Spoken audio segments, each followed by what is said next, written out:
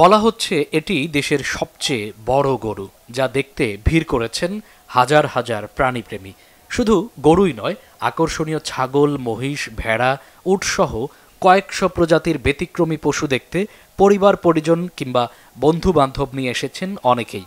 বইয়ের পাতা কিংবা ডিজিটাল ডিভাইস দেখে তৃপ্তি না মিললেও এখানে এসে বাস্তবিকই এসব প্রাণী দেখতে পেয়ে বেশ উচ্ছ্বসিত পরিবারের ছোট সদস্যরাও। নিউ দেখলাম ওইগুলো বড় বড় গরু, এর আগে কখনো দেখিনি, এই ফার্স্ট আমি এই ফার্স্ট দেখেছি। এগুলো আগে কখনো দেখি নাই। এই গরুগুলো আমাকেও ভালোবাসে, আমিও ওদেরকে অনেক ভালোবাসি। আমার কাছে পাখিগুলো অনেক ভালো লেগেছে, এগুলো অনেক সুন্দর ছিল দেখতে। এই প্রথম আমি এত গরু একসাথে দেখছি, আগে দেখিনি।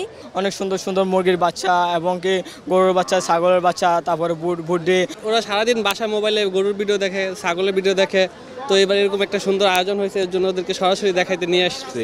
আমাদের ঢাকা শহরে আসলে এগুলো দেখা যায় না, পশু পাখি।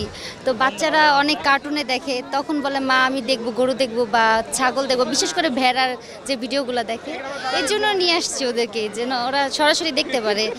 মেলায় আগত খামারিরা বলছেন, দেশের সবচেয়ে বড় এই প্রাণী মেলায় এসে হৃদ্যতা বাড়ছে খামারিদের মধ্যে। একই সাথে নানান পরামর্শও পাচ্ছেন তারা। এটা একটা ইন্ডিয়ান করস ছাগল, এটার দাম চাচ্ছি 2 লক্ষ টাকা।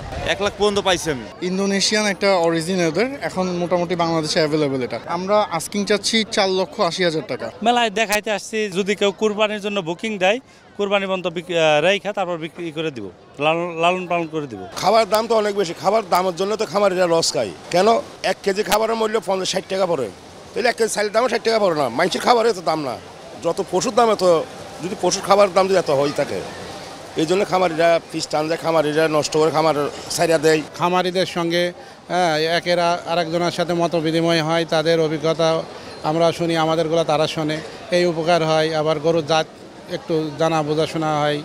দেশের খামারিদের বাঁচাতে শিগগিরই প্রতিবেশী দেশ থেকে চোরাই পথে গরু আনা বন্ধ করার দাবি জানান বাংলাদেশ ডেইরি ফার্মার্স অ্যাসোসিয়েশনের সভাপতি। মাংস না এনে, ব্রাজিল থেকে গরু না এনে, ব্রাজিল থেকে আমাদেরকে জাত এনে দেন। আমরা ইনশাল্লাহ 2-3 বছর কাজ করলে, আমরা ওই জাত নিয়ে যদি 2-3 বছর কাজ করি, আমরা 500 টাকার নিচে মাংস দিতে পারবো এবং 60-70 টাকার মধ্যে আমরা দুধও দিতে পারবো ইনশাল্লাহ। ইন্ডিয়া বর্ডার দিয়ে চোরাই পথে অনেক অবৈধ সিমেন্ট আসতেছে, এদেরকেও কিন্তু আমাদের নিয়ন্ত্রণ করা উচিত। পরে জমকালো র্যাম শোতে অংশ নেয়া কয়েক হাজার প্রাণীর কসরত দেখে মুগ্ধ হন আগত দর্শনার্থীরা।